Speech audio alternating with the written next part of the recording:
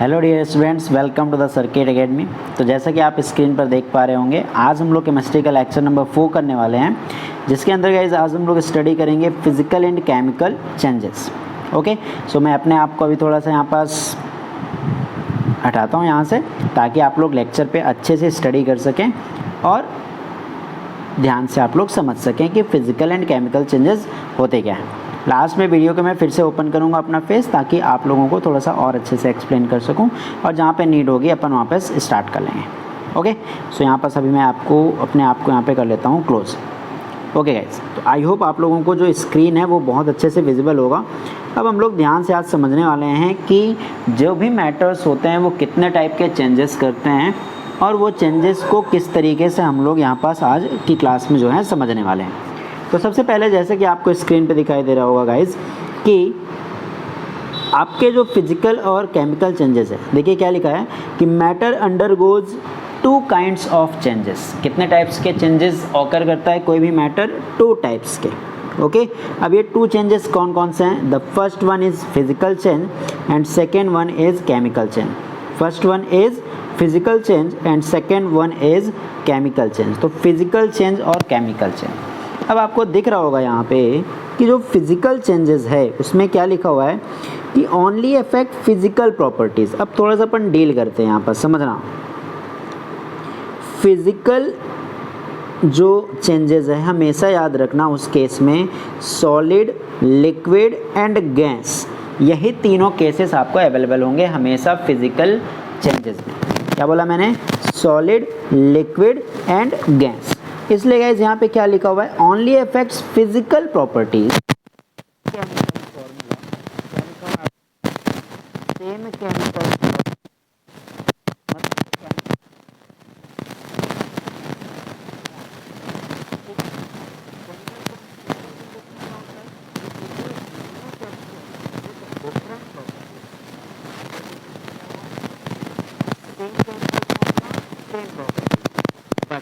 Physical properties क्या हो गए? Change. Similarly in case of chemical change क्या हुआ?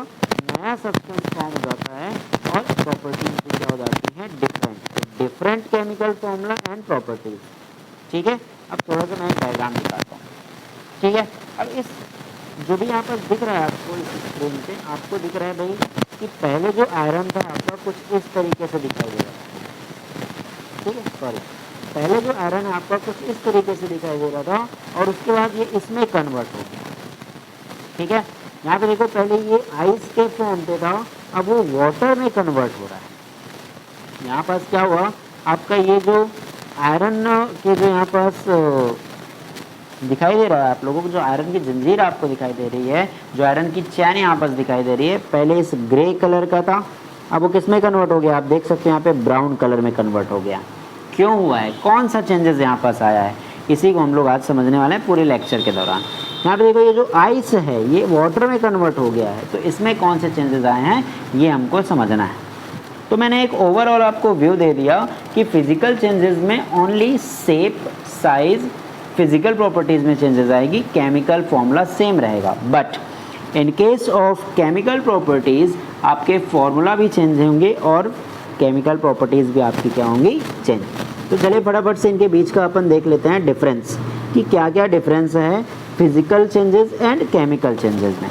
तो पहला पॉइंट लिखा हुआ है कि अब physical changes is a temporary change. देखो टेम्परेरी चेंज लिखा हुआ है, मैंने आपको क्या समझाया कि जो सॉलिड है वो लिक्विड में कन्वर्ट होता है, लिक्विड जो है गैस में कन्वर्ट होता है। तो ये टेम्परेरी चेंज इसलिए है क्योंकि गैस को हम वापस लिक्विड बना सकते हैं, लिक्विड को वापस हम सॉलिड भी बना सकते हैं।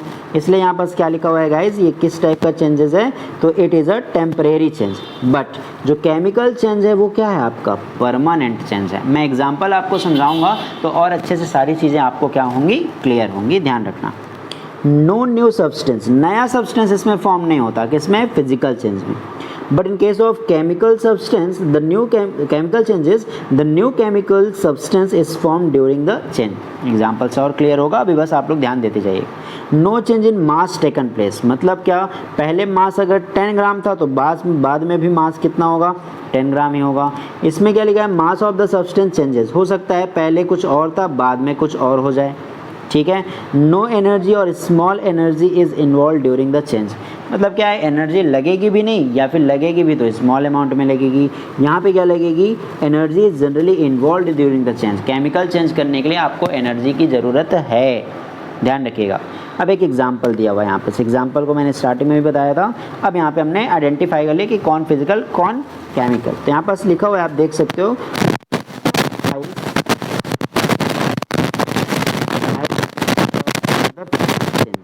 ठीक है।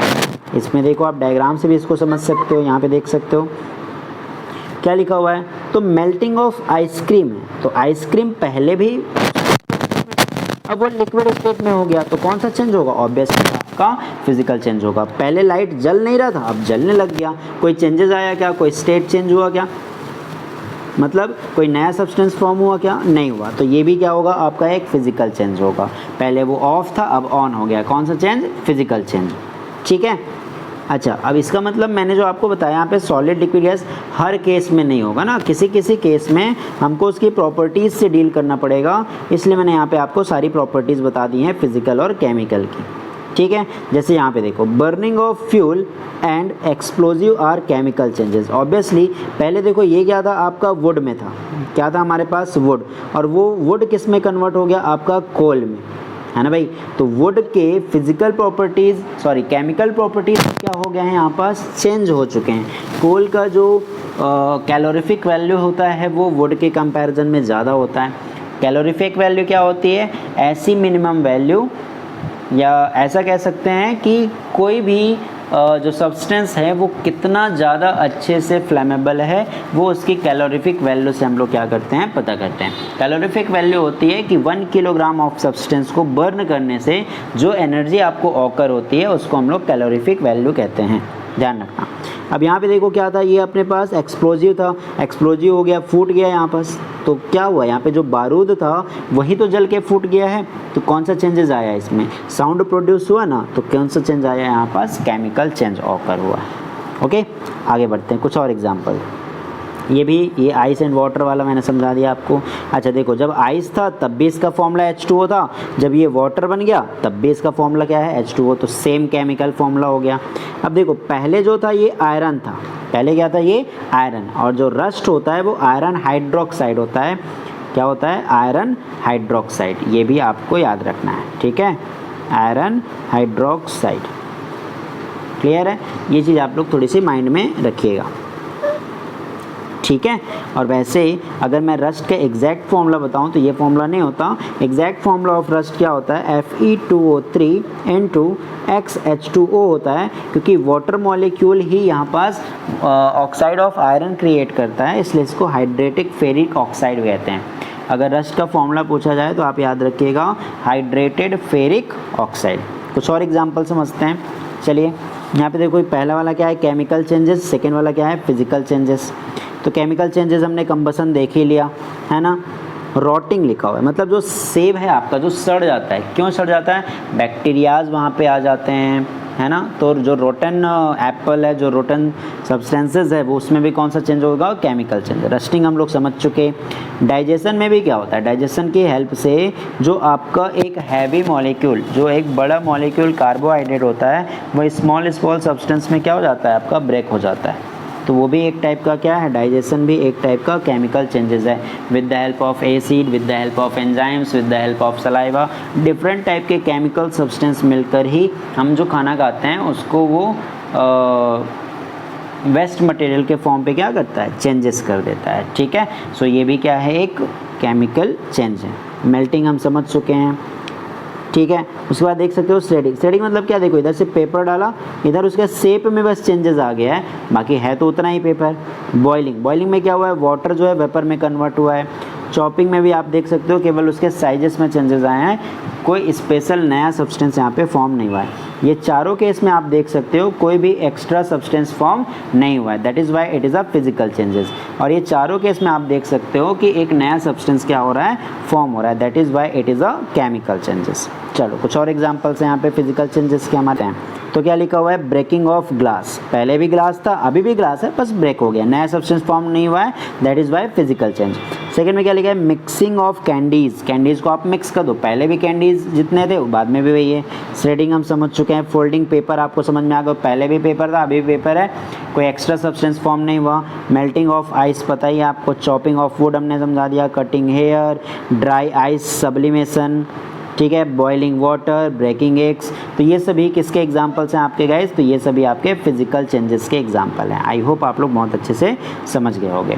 अब यहाँ पे देखो, बर्निंग ऑफ फूड मैंने बता दिया, नया सब्सटेंस फॉर्म होता है। रोटिंग फ्रूट हम समझ गए। बेकिंग अ केक, केक बेकिंग में हम लोग बहुत सारे सब्सटेंसेस को यूज़ करते हैं और उसको ले जाके गर्म कर देते हैं, ठीक है ना, और वो एक नया सब्सटेंस फॉर्म कर लेता है। ध्यान रखना, जब भी नया सब्सटेंस फॉर्म हो, ठीक है, जिसकी प्रॉपर्टीज़ ही अलग हो जाए, पहले केक पाउडर में था, अब वो केक सॉलिड बन गया है और उसमें बहुत सारे मटेरियल्स भी ऐड हो गए हैं जिसकी प्रॉपर्टी कुछ और है। पहले पाउडर को हम नहीं खा सकते थे लेकिन इसको हम खा सकते हैं, ठीक है। रस्टिंग मेटल्स समझा दिया मैंने। यूजिंग अ बैटरी, बैटरी में भी क्या होता है, केमिकल चेंजेस ही होते हैं। जब आप इलेक्ट्रिसिटी फ्लो करते हो तो उसके अंदर जो भी लिक्विड, जो इलेक्ट्रोलाइट प्रेजेंट होता है वो अपने आयंस में डिसोसिएट हो जाता है, ये भी एक केमिकल चेंज है। डाइजेशन हम समझ गए, ठीक है। Souring milk, explosive falls, cooking an egg, photosynthesis, तो these all are the chemical and physical changes. I hope आपको बहुत अच्छे से ये सारी चीज़ें जो हैं समझ में आई होगा। तो बेसिकली हम लोगों को ओवरऑल अगर मैं बोलूँ तो फिजिकल चेंज में हम लोगों को गाइस क्या याद रखना है, तो वी हैव टू अंडरस्टैंड कि फिजिकल चेंज में हमेशा क्या होगा आपका, तो फिजिकल चेंज के केस में हमेशा नया सब्सटेंस फॉर्म नहीं होगा, no new substance form during the physical change. But in case of chemical change क्या होगा, हमेशा नया सब्सटेंस फॉर्म होगा जिसकी प्रॉपर्टीज़ क्या हो जाएगी, चेंज, ठीक है। जैसे मैंने बताया था आपको आयरन, और आयरन बन गया क्या, आयरन ऑक्साइड। तो यहाँ पास पहले वो आयरन था लेकिन अब वो रस्ट हो चुका है, ठीक है। इन case of ice and water क्या हो रहा है, पहले भी वाटर था अभी भी वाटर है, पहले भी H2O था अभी भी क्या है, H2O है। तो प्रॉपर्टीज़ दोनों की क्या है, same, that is why it is a physical change. Okay guys, I hope आप लोगों को जो भी आज की क्लास में हम लोगों ने फिजिकल एंड केमिकल चेंज पढ़ा है वो आप लोगों को समझ में आ गया। तो मिलते हैं नेक्स्ट वीडियो पे, आज के लिए बस इतना ही। Thank you, have a good day.